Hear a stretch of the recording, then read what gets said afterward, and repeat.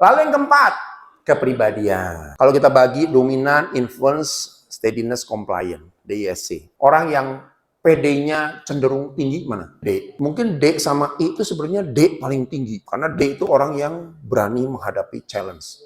Berani ngadepin tembok gitu ya. Berani ngadepin resiko. Ya, yang kedua baru influence. Itu dua orang yang, dan dua-duanya masuk kelompok mana? Introvert, extrovert? Extrovert. Pribadian. Nah, itu biasanya untuk belajar confidence lebih mudah. Tapi dua orang yang di bawah, yang masuk kelompok introvert, itu orang yang sulit. Karena apa? Sudah tercetak memang orangnya, orang introvert itu adalah orang yang hidup di dunianya sendiri. Orang extrovert, orang yang hidup di hidupnya orang lain. Iya. Coba ditanya, kalau ditanya, Mbak, apa sih, misalnya orang introvert ya, Mbak, apa sih kelebihannya? Apa ya, gue bingung juga ya. Kalau kelebihannya sih itu, artis itu Pak, bisa jelasin loh dengan lancar sekali. Kan berarti dia hidup di dunianya orang lain. Kalau introvert enggak, hidup di dunianya sendiri. Kadang kita nggak ngerti, kenapa sih orang? Gitu kan ya? Apa sih yang dipikirin? Kenapa kok dia begitu? Karena orang introvert. Ya jadi dunianya tersimpan di kepalanya sendiri, gitu kan ya. Nah, kepribadian juga punya pengaruh ya. Mengenai confident. Nah, yang keempat adalah kesempatan. Nah, ini yang menarik gini ya, teman-teman ya. Makanya kadang-kadang kalau kita punya kesempatan seperti ini, yuk nanti, ini kan masih trainingnya panjang nih, ada berapa program. Ya, kalau ada kesempatan nanya, belajar nanya. Karena satu-satunya confident itu hanya dilatih, dicoba. Hanya kesempatan yang buat ini. Kenapa coba? Saya percaya kesempatan itu untuk dia tampil itu membuat dia confidence-nya naik satu level. Setiap dia tampil satu level, dan seterusnya. Saya itu sering ngajar yang namanya program presentation skill. Jadi masing-masing nanti setelah belajar presentation, ayo ke depan satu-satu, suruh tampil depan temennya, memaparkan dan sebagainya. Saya ingat di beberapa banyak perusahaan, ada orang-orang yang sampai diseret-seret tuh nggak mau. Pak, nanti saya tolong jangan ke depan ya Pak, ya saya nggak pede Pak, saya nggak bisa. Takut ini, takut itu. Ada tuh. Wah, saya bilang, tapi kan ini kan program harus semuanya ikut kan? Harus semuanya bisa maju ke depan. Pak, gini aja, Bapak maju ke depan, kenalin diri ya. Nama Bapak siapa, lahir di mana, rumahnya di mana. Tapi nanti gimana Pak kalau teman-teman lihat saya berepotan ngomong, nggak apa-apa, cuma ngenalin 3 kata kok. Anehnya ya, setelah dia maju ke depan dengan 3 kata, berikutnya apa? Sampai akhir pelatihan, Pak, saya ikut lagi deh maju ke depan. Pak, saya mau lagi deh presentasi ke depan. Karena apa? Dia diberi kesempatan. Jadi kalau kita nggak punya kesempatan, kita nggak pernah naik tingkat kita satu tingkat untuk lebih pede. Nah, ini kesempatan nih sebenarnya pelatihan seperti ini. Nanya aja. Karena di sesi saya tuh saya selalu bilang, pokoknya nanya baik nyambung nggak nyambung, jawab maupun bener nggak bener, jawab aja pokoknya. Ya, nanti lama-lama, ternyata saya yang jawab juga cuma diketawain, itu mah ya sudah, setelah itu biasa aja. Nanti di kebiasaan kita, menerima diri sendiri, enjoy di depan orang lain. Ya, lalu yang kelima, lingkungan. Ini juga sama. Ya, dan lingkungan yang paling kuat mempengaruhi kita siapa? Atasan bawahan. Jadi teman-teman juga harus mulai belajar gitu kan ya. Bahwa hubungan atasan bawahan juga punya pengaruh. Kan ada atasan yang kadang-kadang, oh, jangan banyak ngomong, pokoknya begitu ya. Oke semua ya. Kalau yang begitu kadang-kadang ya Bu, udah stop dah. Ya, saya kadang-kadang di kantor sering ngomong, yang nggak bisa ngomong ya. Kita ada teman juga yang kalau ngomong petot-petot gitu ya. Saya biarin sok, dengerin dulu. Saya dengerin walaupun capek dengerin ya, tapi saya biar dia kesempatan. Berapa bulan kemudian jago ngomong. Kan dia kasih kesempatan, kita dorong terus. Sok, punya ide apa ngomong keluar, nggak usah malu-malu. Sok harus berani, ya. Jadi faktor atasan menurut saya juga penting sekali untuk nanti mereka bisa mendidik kita lebih confidence. Ini 5 hal yang kita pelajari ya. Jadi kalau saya merasa orang yang punya segala sesuatunya, lalu saya pede. Saya pikir juga begitu. Tapi saya pernah menemukan banyak sekali orang-orang yang super kaya di Bandung membawa anaknya ke kantor kami untuk konseling. Kasusnya apa? Depresi, nggak pede. Jadi nggak ada hubungan, Pak. Punya uang dengan nggak pede nggak ada hubungan. Yang membuat nggak pede itu lebih banyak masalah-masalah lain. Nah, ini yang terjadi anehnya seperti itu, gitu ya. Jadi saya berpikir bahwa keuangan itu bukan segala-galanya buat orang pede. Memang betul, kalau kita punya uang, dibandingkan nggak punya uang lebih pede, ya kan? Tapi kalau kita bicara tentang apakah dengan uang kita pede, enggak juga, gitu kan ya. Ya, ini pengalaman. Itu banyak sekali ya, kita konseling datang tuh ya aneh-aneh begitu. Ya, jadi dari lintas orang kaya sampai orang susah ada semua tuh. Ternyata confident ya semua kena juga tuh, ada semua gitu ya. Nah, tadi kan dibilang ya bahwa namanya confident itu tidak bisa orang dari kecil sampai wah confident luar biasa, nggak naik turun gitu ya. Saya pernah punya teman juga ya, bahkan direktur perusahaan. Pak, kalau udah kenal akrab saya nanya, Pak, Bapak memang kalau selama ini confident terus? Enggak loh, kadang-kadang saya suka nggak pede juga loh. Ada satu situasi, satu titik tiba-tiba nggak pede. Nah, biasanya nggak pedenya dalam situasi apa, itu bisa muncul nih, ketemu nanti.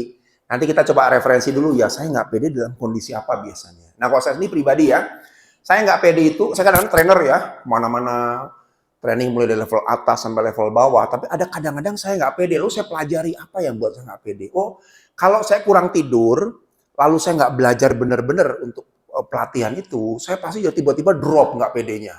Nanti ngomongnya belepotan, nanti wah kacau balau gitu di depan kelas gitu ya. Jadi saya mulai belajar, oh berarti kelemahan saya di titik bahwa saya harus mempersiapkan diri untuk bisa confident gitu ya. Nah setiap orang beda-beda, tergantung nanti ya. Atau ada juga kalau yang wanita barangkali kalau saya nggak dandan tiba-tiba harus kerja, cantik nggak ya? Kan bingung ya. Nanti ada setiap kacang lihat gitu kan ya. Masuk kamar pasien lihat lagi, bener nggak nih wajahnya udah pas gitu kan ya. Kadang-kadang pengaruh. Saya pernah dulu terganggu hanya gara-gara apa? Saya tuh karena cepet-cepet buru-buru pakai kaos kaki bolong. Jempolnya bolong. Aduh, saya bilang. Kan dalam sepatu ya. Tapi otak saya keganggu. Orang ngelihat enggak. Jadi selama itu keganggu karena saya mikirin orang ngelihat kaos kaki saya enggak ya? Dan itu terganggu tuh. Jadi banyak hal-hal yang sebenarnya setiap orang tuh beda-beda.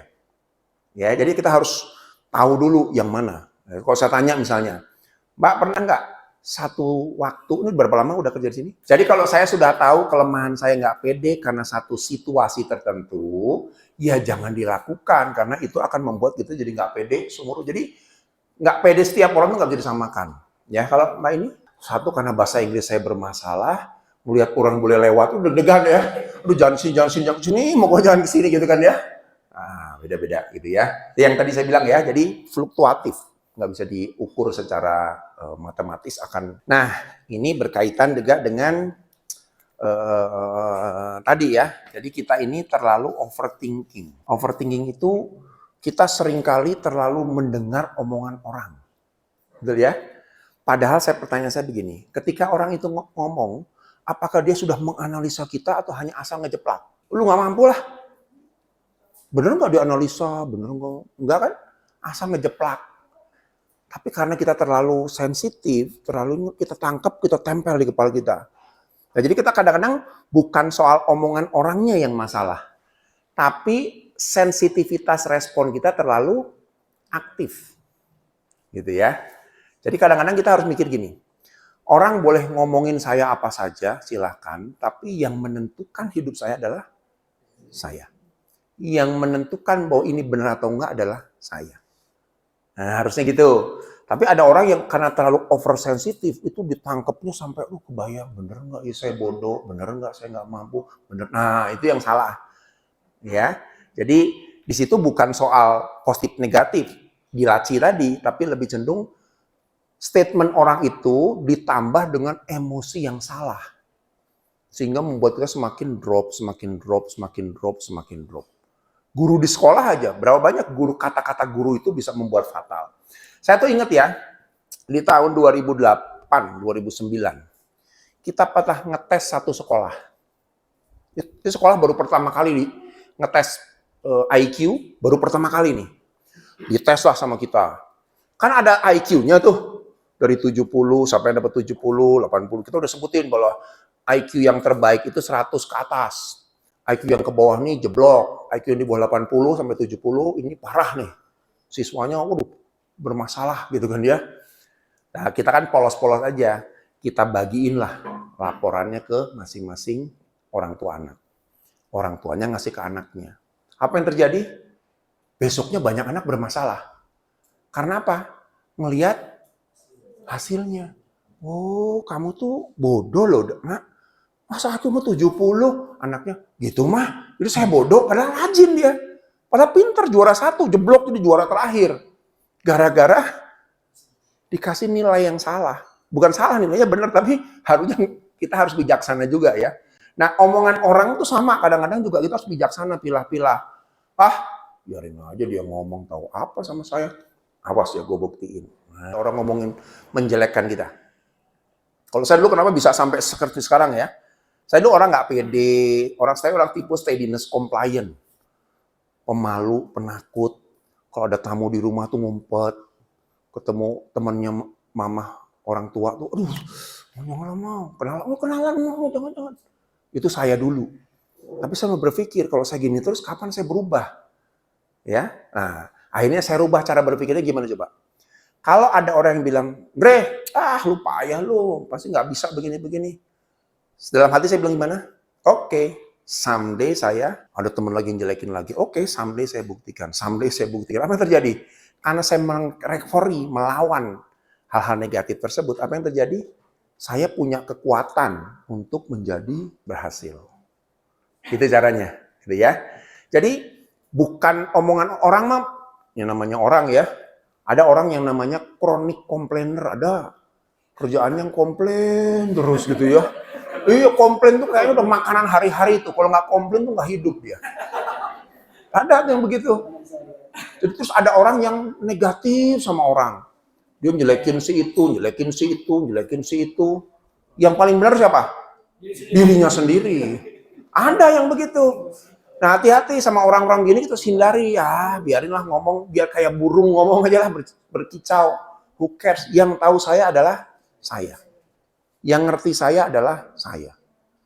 Gitu kira-kira. Gitu Ibu ya. Jadi nggak usah terlalu sensitif. Kecuali yang ngomong psikolog ya, setelah Ibu dites segala macam, dibilang, wah Ibu jeblok, nah, baru bermasalah gitu kan ya. Nah kalau cuman orang ngomong, nganalisa diri kita enggak, kenal juga enggak, asal ngejeplak kita, nah salah kita. Stop, bilang, oke, someday gue buktiin. Saat Ibu ngomong ya, Bu, Ibu tuh administrasi jelek, udahlah, nggak usah macem-macem, jangan mikir karir Bu di sini Bu, gitu ya. Bilang mana? Ingat? Someday saya buktiin, gitu. Itu cara otak kita melawan.